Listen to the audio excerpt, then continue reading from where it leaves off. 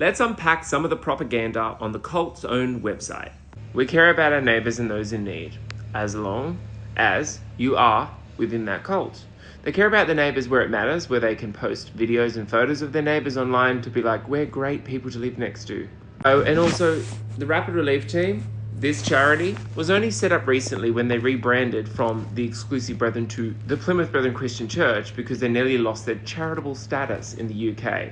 So, because they're not a mainstream Christian church open to the public, not anybody can go in there, and nobody can join, they set up this charity to look like they're doing charitable works. They'll turn up to natural disasters and other selected events, not everyone, and basically hand out burgers and sausage rolls and go, we're a mainstream Christian church, look at the charity we offer. So they set up this charity called the Rapid Relief Team. I remember you're voluntold, you're told to go and work in it, and you have to kind of be like Scientology tells their people to go and work on their ships. We help drive local economies. This is a photo of inside their own shops. They have their own school shops. They have their own shops where the Brethren members are encouraged to spend as much of their money and buy as much produce from their own shops. It's called the ecosystem, where they keep the money within the Brethren. So I don't really know how they think that helps drive local economies unless they're talking about their own. They understand the importance of education. Yeah, ironically, they do. The ones at the top do.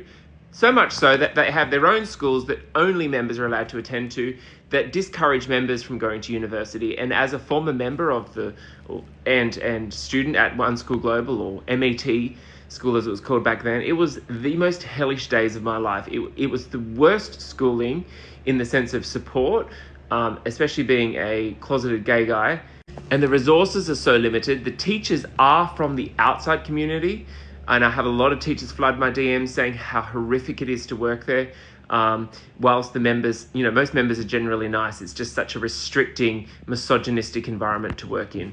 Sexist, racist, homophobic. The reason they don't have their own teachers is because students are not allowed to go to university. So therefore, there's nobody with qualifications to teach.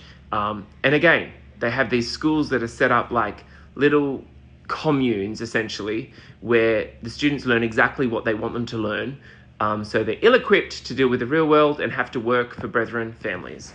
So what I'm trying to say is they understand the importance of education so much so that they control it to every single last detail because they're terrified of their members or students, coming through that and, heaven forbid they have critical thinking